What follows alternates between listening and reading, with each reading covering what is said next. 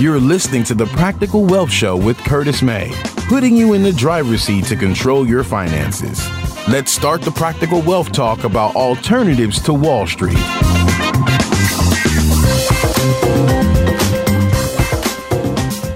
Hey everybody, Curtis May here, the host of the Practical Wealth Show. And today I wanted to share with you, we're going to get into something I call the 7 ways to help to basically beat the banks at their own game. Okay.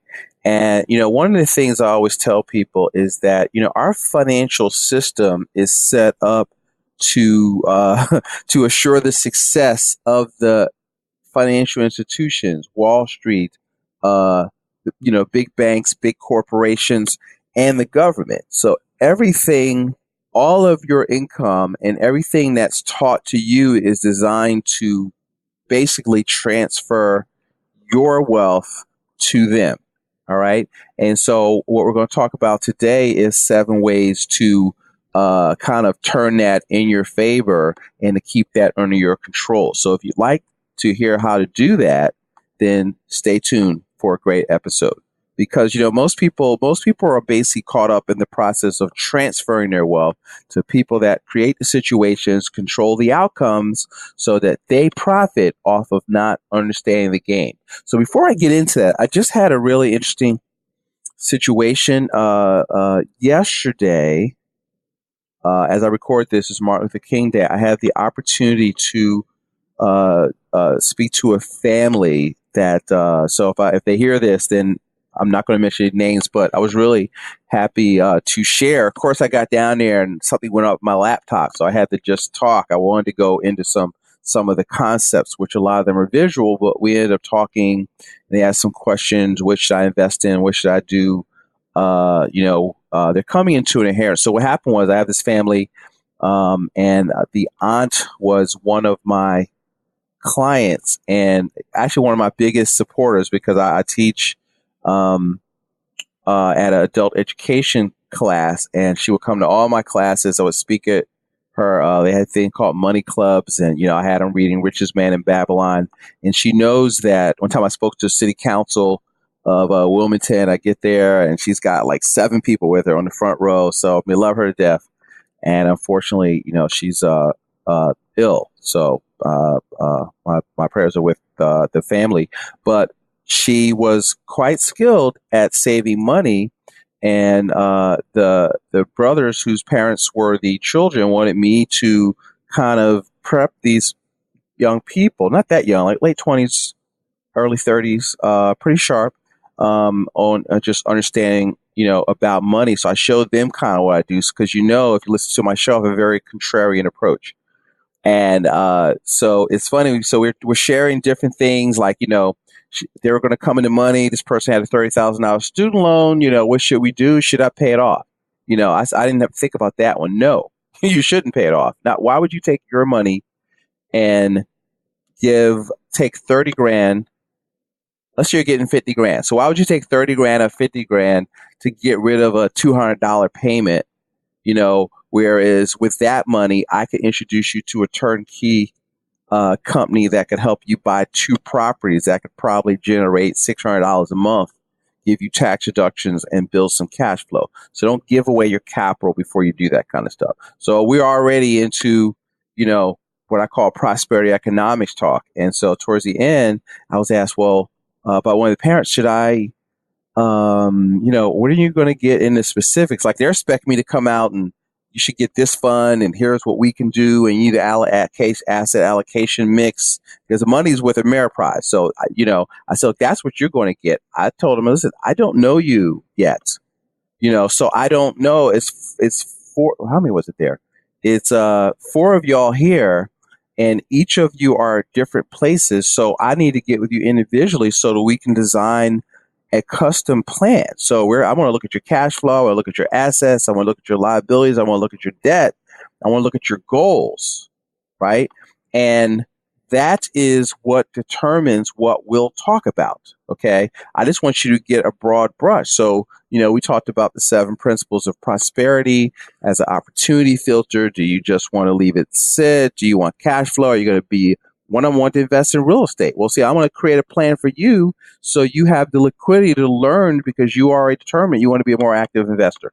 So everybody's custom. So we'll talk about what we do. But anyway, it was an interesting story because one of the things I see is that, and one of my missions is that I need to do this. Like I've done them, and I've done them at churches. People ask me to come speak. So if you hear this and you like, I love doing those because you want to be able to get in, down and dirty. I like getting in somebody's living room and hooking my laptop, make sure it's working right. Cause it started working as soon as we got done. Right.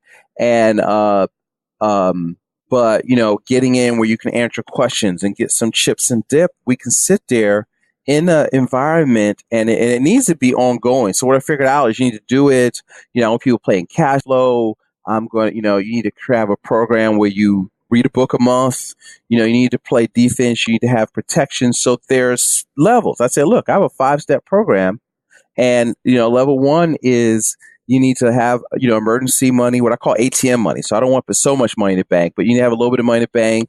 You need to make sure that your proper protection. You need to have insurance. One of them was really interested in insurance, so you need to make sure that you have insurance, life, disability, proper protection. If you got some assets, liability. Step 2, we need to develop a plan to eliminate non-preferred debt. Right. This is all concurrent, by the way. This is all at the same time. All right.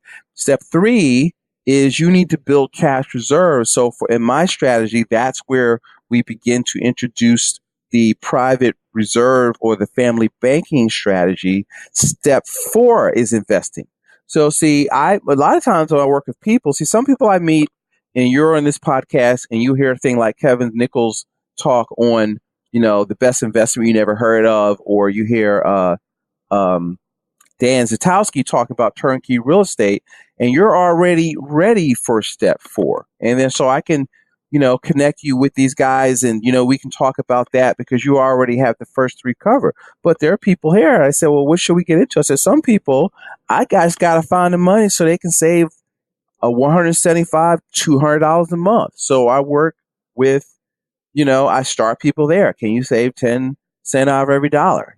And most of the time, most of my work is I've got to find the money. Okay. I've got to help you manage cash flow. Okay. So that's what I do. So if you're listening to this, I always tell people, look, I don't care what you start with. I care that you start because I know, okay, especially if you look like me, I know if I don't show you, you're never going to see this. You're never going to hear about off Wall Street wealth ever. Okay. Because hell, look, there's not enough African Americans in financial services as it is, but the ones that are just do the same old status quo stuff. Max out your 401k, buy term investor difference. Some of them will use universal life, most that's IUL, and, get a diversified portfolio of mutual funds, and that's it. Okay. Because really they're not allowed to talk about more than that. Maybe individual stocks, but that's the same old thing, especially if you're in middle America. That's the playbook. Well, guess what? If you read Rich Dad Poor Dad and you get off in some other stuff, which I share with them, that doesn't work. So products don't win for you. All right. See, everything you do, all of the products have risk. Right.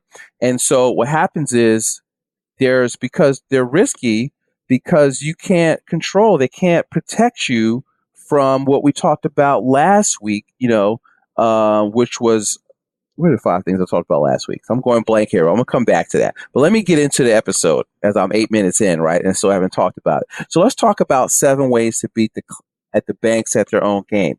See, the financial system is set up, like even the tax code is set up for business people by business people, right? And so what happens is what is your, what I call financial self-defense mechanism to protect yourself, okay, from all of, I was telling people, look, most people give most of their money away, right? Through wealth transfers. What are the top 5 transfers? How you pay your mortgage, taxes, how you fund your retirement plans, how you pay for kids' education, and how you pay for big ticket items, anything you can't pay for out of cash flow, cards, vacations, home remodeling. And you'll lose more money in how you decide to spend that money than you will ever make trying to pick winning investments. Okay. But most of the financial wisdom out there is telling you that you can pick winning investments, and you just got to be willing to take more risk. And here's the asset allocation. So if you're 25, you need that. You could be 80% in stocks, and the market generally goes up and all that kind of stuff. See, but that is kind of disingenuous when you get in there, and we got in a difference between actual and average, and understanding how prospectuses work, and math is not money. So I'll have to do that on another talk. But you need a philosophy. So I want to give you a philosophy. So the step one in that philosophy is you got to decide to keep your money for yourself and your family. Okay. And so, because what happens is all of the marketing out there is designed to make you feel good about making bad decisions. Okay. And making you think that staying in control of your money is a bad idea. See, is it a good idea to put money into a thing, an entity, qualified plan, which all it does, folks, doesn't save you money in taxes, it just defers taxes, right? And so you're putting money in a box that you can't touch without penalty for, depending on how old you are, 20, 30 years. Then you're deferring the liability on that. It's in, you're investing in things that you have no control of, where the money goes, where if it goes up or down, you can't control that, and you're just told to basically buy, hold, and pray that it goes up. And hey, I'm not saying you shouldn't do that if you don't want to think and you're not willing to take control of your money. I tell people, first of all, if you don't want to do that, don't listen to my show, and don't call me, because I'm not your guy. See, if you don't want to think, Curtis ain't your guy. Okay. Which I always tell you that. Look, it's your money. It's not my money. It can't be more important to me than it is to you. So you've got to want to take control. You've got to want to read a book a month on money. You've got to listen to podcasts like this, because there's two schools of thought. See, if there's people that talk about what the 1% do, which I've learned, and, I found out my previous 20, 25 years in the business, that traditional way will get you so far. But if you study, rich people, they don't do what you're taught to do. They don't do that Dave Ramsey, Suze Orman, David Bach stuff. That's just not how they win. But you got to look at the information, where the information is coming from, right? And so you've got to make a decision. So they make you think. For example, let's go back to the house. Let's pay extra on the mortgage. See, banks want you to think that doing bi-weeklies are a good idea, because paying, you buy your house, you're going to pay for it how many times? You're going to pay for your house, 2, 3 times over, and that is not a good thing. Well, that's not a good thing, but here's the thing. When you send extra money to the bank, who has control over that money, right? So if you look at the defining moment of money, that one, your money will never be worth more than it is today, and two, you're in the lowest tax bracket you'll ever be in. Okay. Then when you give it to them, what are they doing it? They're teaching you to buy and hold and pay extra on the bank, because they want you to think, well, they'll give you a lower rate. Well, why do you think they give you a lower rate? So they can get it back, so they can loan it back to somebody else and turn that over. So you've got to decide to stay in control of your money. So here are the 4 basic rules that guide financial institutions' advice. They want us to give them our money, all our money, as much money as they can get, right? 2, they want us to give it to them on a regular basis. Okay. 3, they want us to give them our money on a regular basis and keep it. They want to keep it for as long as possible. And 4, they want us to give them our money on a regular basis, keep it long as possible, and give it back to us, or give us back little as possible. Right? So now, how do those strategies compare to, do they favor you or them? Okay. And so you've got to decide that, okay, I'm better a steward of my money than giving my money away. Okay. One of the places that we teach people to store it, let me just let the cat out the bag right from the get-go. Where's the best place to store cash?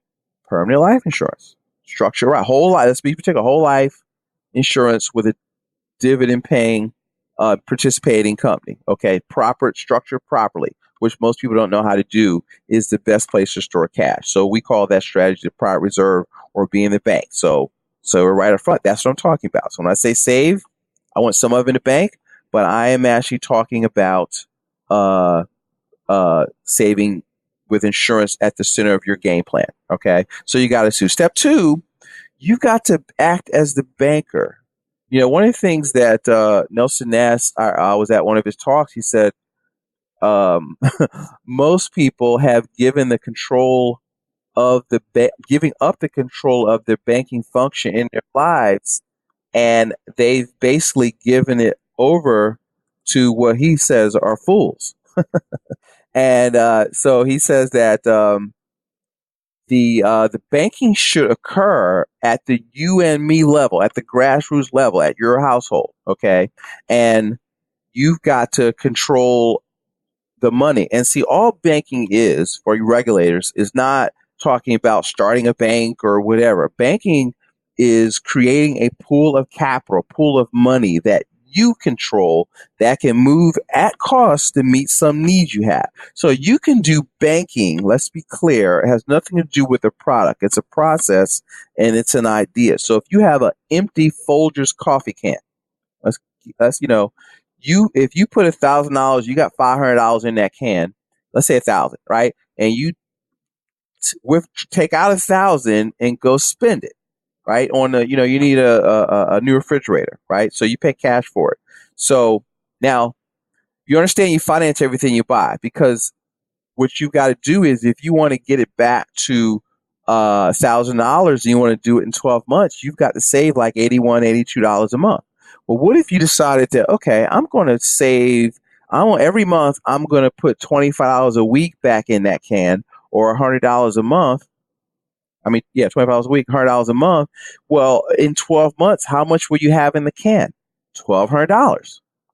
So you effectively put back your money and plus 20%. So you effectively put your money back. You covered inflation. And that, folks, that's banking right there. Okay. If you loan that money out to somebody else and had them pay you $100 a month and you put it back in the can, that is banking. Okay. And so you need to control that, because, see, you finance everything you buy because you either pay to use somebody else's money or you give up money you could be earning. All right. And so learn to be the bank. The step three is you've got to take the mystery out of money, we call it. Okay. And so this is kind of what we help families do when we get down into the nuts and bolts of what we do. Is, see, most people have leaks, what I call money leaks, in their personal economy that we named before, where they're giving money. They don't manage cash flow, their taxes. Most people, here is an easy one. According to the IRS, this report came out like 2004 or 2005. And I think it's called Big Refunds, Big Loss, or something like that. And if you search, it'll come up in Google. And the most people, according to IRS, are using the refund as a forced savings account, but they say 8 out of 10 people, 80%, have their W-4s filled out incorrectly, right? And so what happens is they're losing money because they're giving up control of their money. I even talk about opportunity costs, but they're giving up the control of their money to the government. They're not getting an interest on that money, and as soon as they get it, what do? They give it away, right? And so what you want to be able to do is keep that money under your control all year long. Save it somewhere that allows you to be the bank, and then you can begin to make your money do more than one thing. So you've got to sit down, and what I'll do to this, I'll attach a report to this called wealth transfers. I'm gonna do a whole episode on looking at wealth transfers, but look at areas that there's three types of money. There's lifestyle money, there's accumulated money, and there's transfers, right? Most financial world is based on the transfers. They're saying, how much you got? We can do better. Why don't you give that money to us? But then I said to the family, I said, listen, if you are getting that type of advice, who's the only person whose money's at risk? Yours, right? because everybody, the fund managers, the rep that's doing it, everybody's guaranteed to make money. And look, I'm not throwing them under the bus. There's nothing wrong with that. But just understanding the four rules of money, and you got to make sure that your interests are aligned with theirs, right? Or you can cut back on your lifestyle. Yeah, let's you can't go on vacation, can't go to Starbucks, you can't do this, you can't do that. Well, who's interested in that? Long range, okay? You can't win focusing on scarcity, okay? All that does is develop a scarcity mindset. So you have to focus on abundance and figure out how to create more value in the world and then grow your income, okay? And so you want to look for, and the third type are the transfers. So I just talked about taxes. Well, another strategy we're teaching families right now is income shifting. So if you look at the new tax changes, well, there's always been two tax code, guys. One for wage earners, W-2 people, one for 1099 or business people. So if you got a job, you get to earn money, you get taxed, and you get to spend it. 60% was left over that you get, 30 to 60% or 70 to 60, 70% that you get left over, you get to spend that, right? Then unfortunately, 35% of every dollar you get is leaving your personal economy in debt for buying the stuff that you wanted. So now that's 2/3 of your money going. The rest of it's going to lifestyle, and you might be saving 3, 4, 5% of your income. And so, I have a video out there where I talk about how much money flows through your personal economy and how much you lose. So it's not you're not making money; it's just you giving it all away because you don't understand the game. See, they teach you enough to play the game, but you don't know enough to win the game, right? And see, so one of the problem what we mentioned last week. See, also products don't help you with the problems that you face, which are risk, taxes, penalties, inflation, and depreciation. And then we add on the top of that, debt, right? And so risk is the risk you must take in trying to get ahead financially because you think the key to growth is getting better investors that pay a higher rate of return. Well, the only way to do that is to take more risk, okay? Taxes, the money you must give away because you don't have a tax strategy to minimize current and future taxation. Penalties, the rules and regulations imposed by the government that impact your money. Inflation, and so the Federal Reserve has a stated goal of 2% inflation. They feel something's wrong if it don't do that, but they've stated that they're just trying to destroy your purchasing power at 2% a year. So that means that what does that mean? So let's say it was 3%. I know this number. That means your cost of living will double every 24 years. Because it's really more like 5, but that means you have to make it every 24 years. You got to make more money just to buy the same amount of money, not make any new money, just to buy the same amount of money. And depreciation, which is the value and future buying power of your money. Okay, and so you're saving dollars. You're saving in a fluctuating market that's going up or down. You're saving dollars that the longer you hold them, the less they buy. Okay, but you see dollars on your statements, but they ask you this question: does a dollar buy today as much as it bought 10 or 15 years ago? Okay, and see, so what happens is, well, how does getting a balanced portfolio or a buy term investor difference or paying off your mortgage early or or this product or that product or bank products help you solve those problems, right?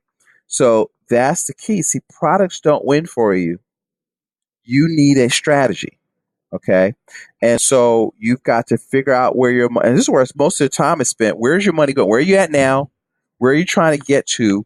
And let's take apart your personal economy and let's put it back together. It's like a puzzle, right? Put it back together so that it benefits you and the financial institutions not so much. You need them, but you've got to pay yourself first and you've got to take care of your personal economy first.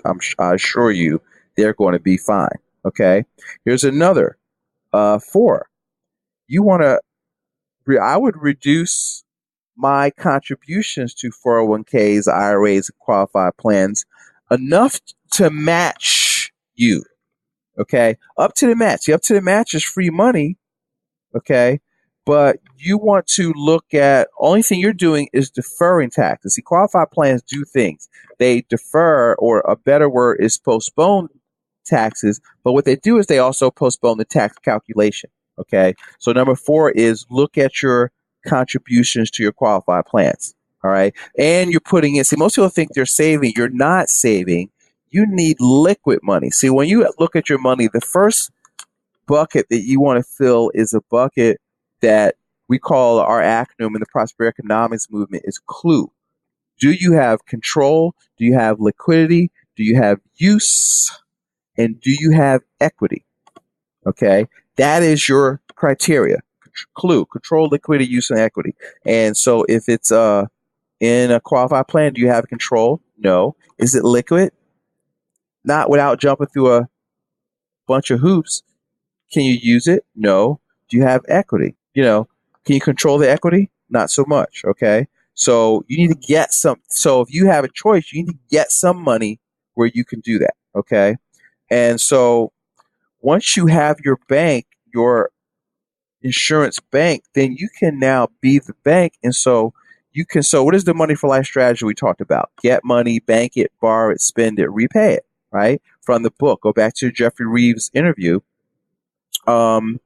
which is the money for life formula. And then what happens is, see, so now borrow it. So savings, borrow means collateralize your savings. Then you can borrow it, use your savings as collateral, spend it. Spend it on what? Well, cars, appliances, furniture, vacations, major big ticket items that you can't pay for out of cash flow.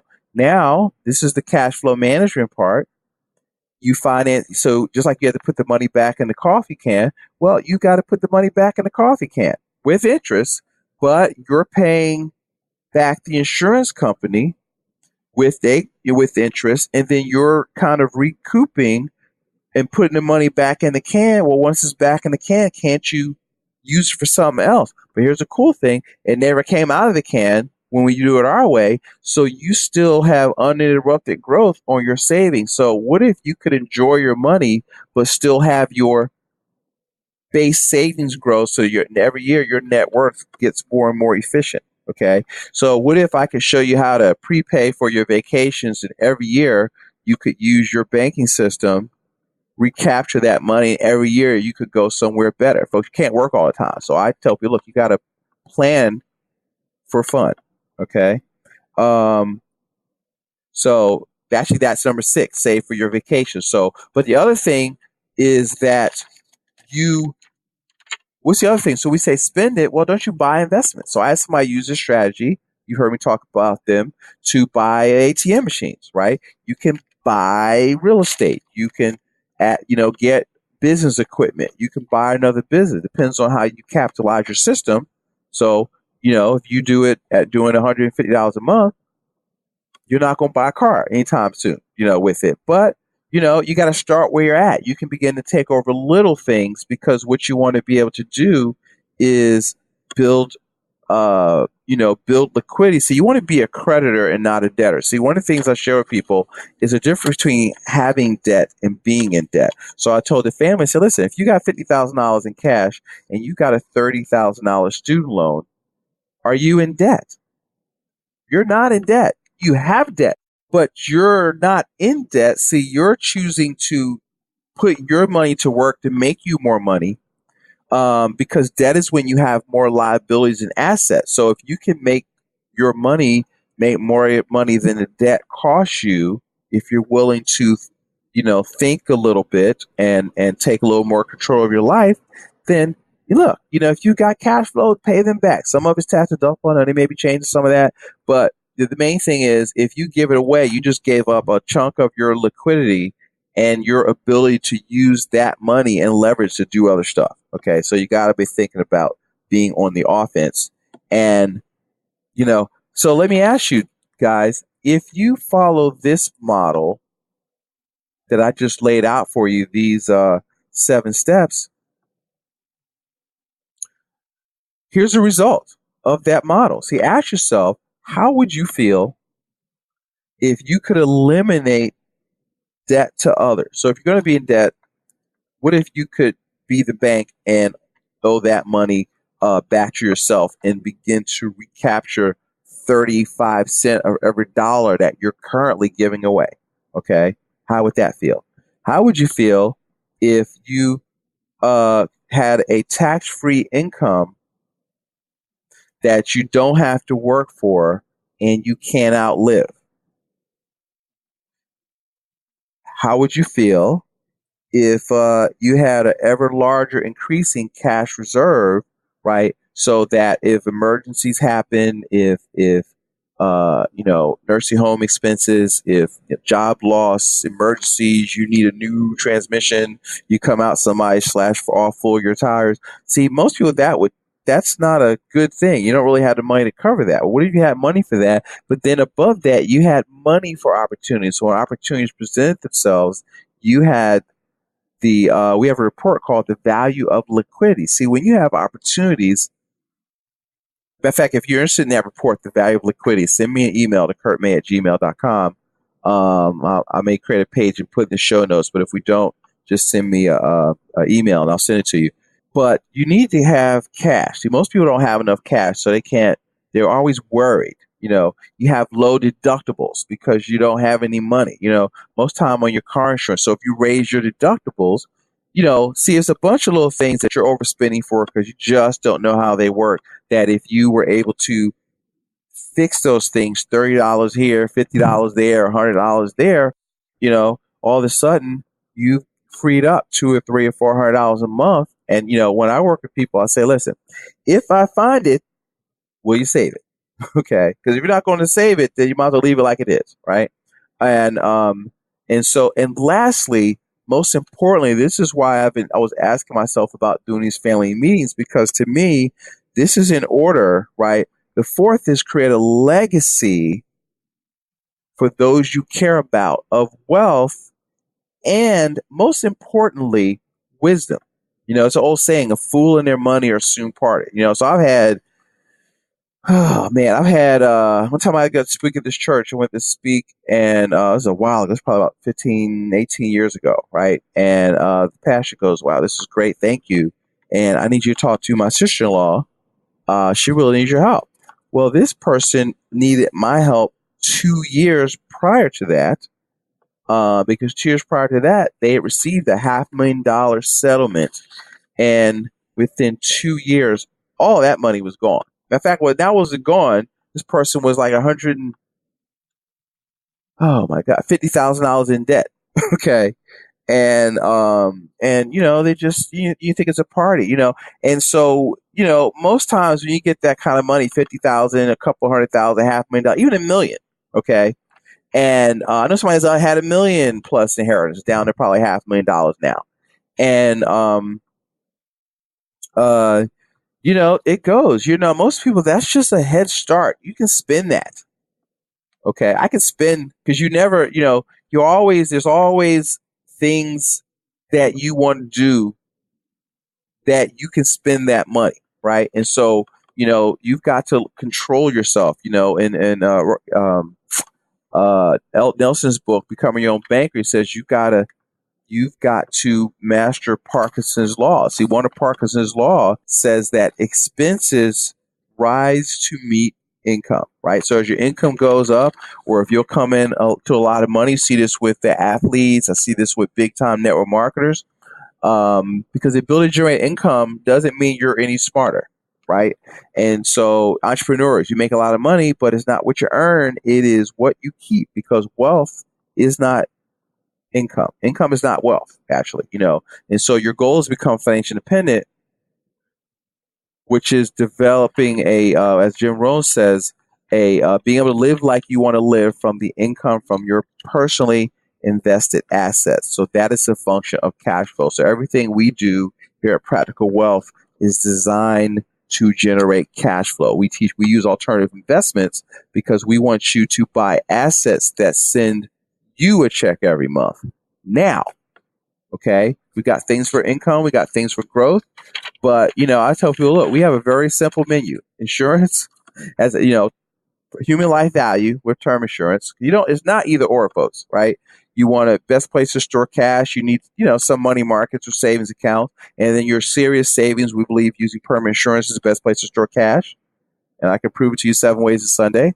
All right. And 3 is you want to be able to look for things off of Wall Street that you investigate that have the ability that generate cash flow. That most of these things, because I start out with his family and then we'll close with this, is first of all, because people say, well, should I in Bitcoin? Should I do this and that? Let me give you my definition of an investment. So if you hear investment come out of Curtis' mouth, here's what I'm talking about, right? And I'm using Benjamin Graham's, I'm paraphrasing, but I hadn't read the whole book yet, but I went to Barnes & Noble one time just to make sure I'm quoting this right, because I've heard this in another book.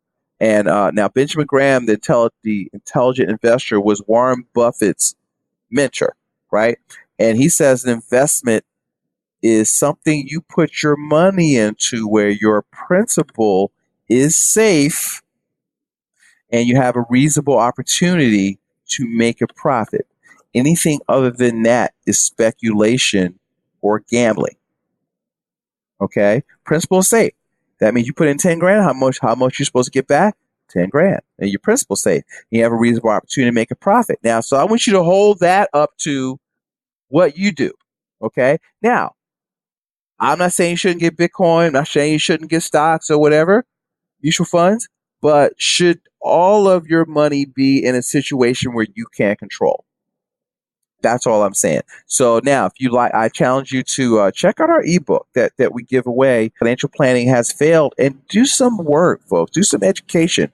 Read a book. Read Rich Dad Poor Dad. Read Why the Rich Get Richer. You got to understand the game, folks. It's really hard to win a game you don't know the rules. And most of the time, we are playing by the wrong rules, or we don't know the rules at all. So that's like you trying to beat me in chess.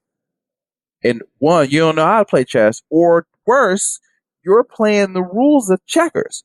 I'm going to tell you, you ain't going to win that game, right? So with that, guys, we are out, and I want you to have a fantastic day, and we will talk to you next week. Folks, keep listening, keep sharing, and to your prosperity. This is Curtis, and we are out.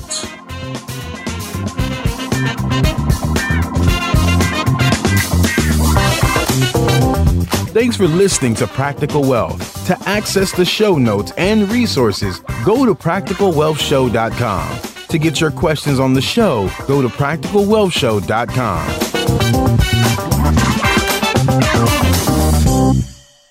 This show is for entertainment purposes only. Before you make any investment decisions, consult a professional. This show is copyrighted by Practical Wealth. Written permission must be granted before syndication or rebroadcasting.